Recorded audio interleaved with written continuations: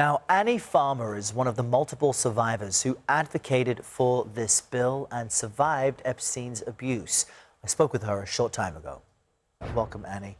Great to have you with us today on what is a significant moment. I'm curious how you feel now that both chambers of Congress have agreed to release the unclassified files and President Trump just needs to sign it. I think we feel incredibly relieved that we're here, and I think proud of the work that so many people did together to make this happen. And I think there's a little bit of anxiety about what comes next. You know, we feel hopeful but nervous about how the DOJ will really handle transparency in this case. Tell me more about that.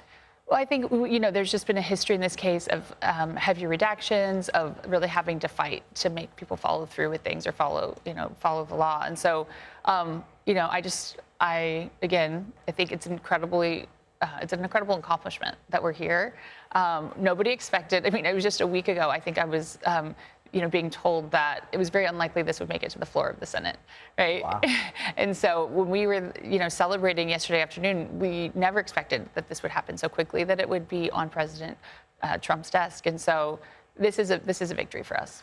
Your sister Maria, in fact, was among the first to publicly accuse Epstein back in the 90s, but his crimes continued. So what difference do you think it will make publicizing some of the investigation and the contents now?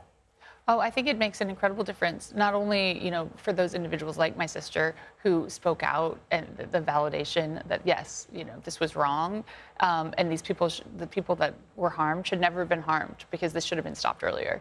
But also to understand this network, to understand how it was allowed to go on for so long, I think that can prevent abuse in the future. President Trump could have released the DOJ files earlier. He resisted the release from Congress. He's now supporting it. What do you make of his shift? I think it is somewhat confusing. It was unexpected, and I'm glad it happened. I think there was so much pressure.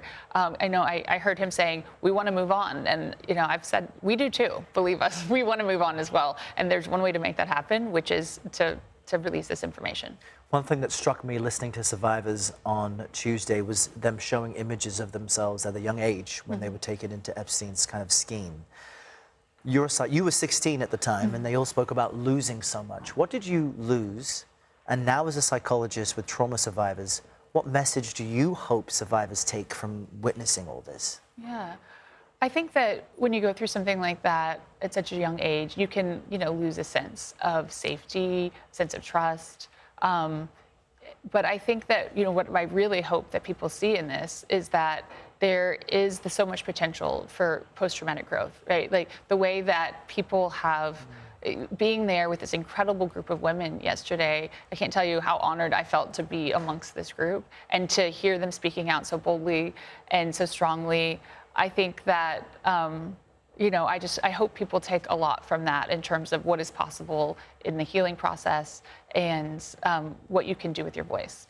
Well, Annie, I'm so sorry this is something you went through. Of course, you didn't deserve that, but I appreciate you speaking with us and using your platform now to help others. Annie Farmer, thanks for your time today. Thanks so much for having me.